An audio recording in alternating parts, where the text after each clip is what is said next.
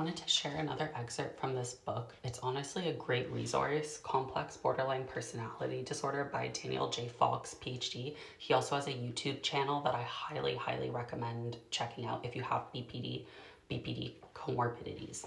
So I'm going to be reading an excerpt from chapter 7, which discusses psychosis and BPD. From page 112, the symptoms identify the diagnosis.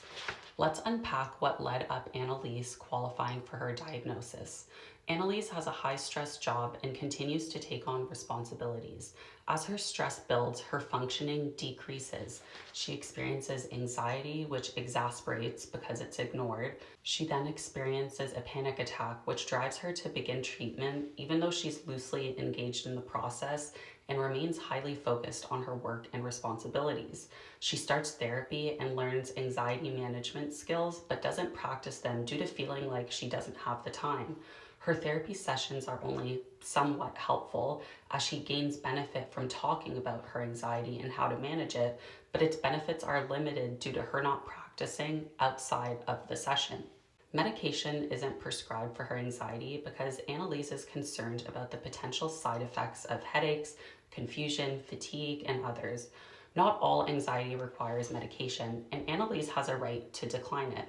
Her anxiety meets the criteria for generalized anxiety disorder because it's excessive worry that lasts for at least 6 months. She had been feeling restless, was easily fatigued and irritable, and reported muscle tension and chronic insomnia. Her anxiety was causing socioeconomic dysfunction, and her symptoms aren't accounted for by drug abuse or medication because she didn't use any illegal drugs and wasn't taking any medication. Also, her symptoms weren't associated with a medical condition or another mental health issue.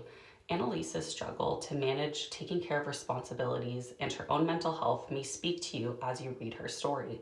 She and you aren't alone in trying to balance the world first and me second.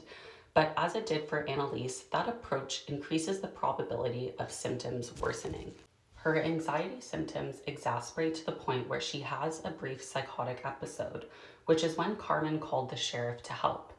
At that point, medication became essential. Her psychosis was of short duration, lasting at least 1 day but less than 1 month, and consisted of an auditory paranoia-based command hallucination telling her that others are going to sabotage her achievements and success, that the voice knows everything she's going to do while giving an extreme command on how to rectify it by.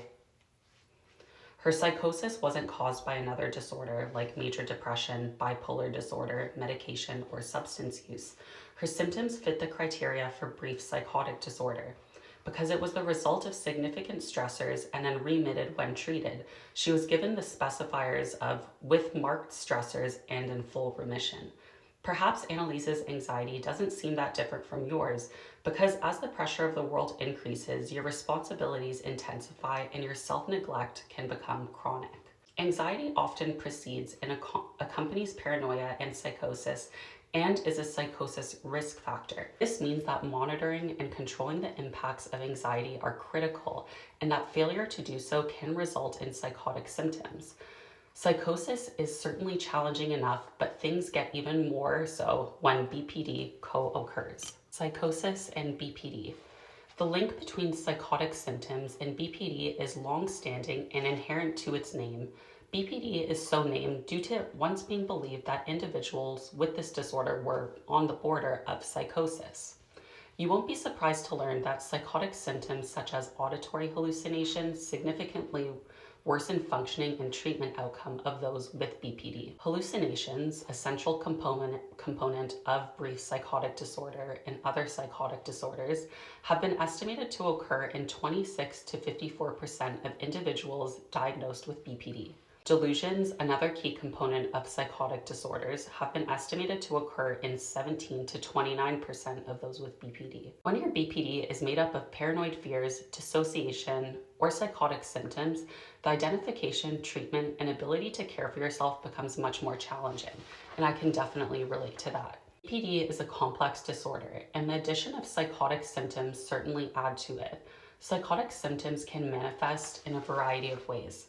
The experience of intense fear that others or an organization mean to do you harm, difficulty focusing your attention, feeling as though you're in a daydreaming-like state, impaired memory and recall, feeling as if your thoughts and feelings are unreal or don't belong to you, feeling disconnected from your environment and the objects and other people in it. To fully understand psychotic symptoms as they relate to BPD, we have to explore these psychotic-like symptoms, also known as quasi-psychotic symptoms. When you're fearful and detached, the symptoms bulleted above aren't psychotic symptoms, but are associated with suspiciousness and fear related to motives or intent of those in your life.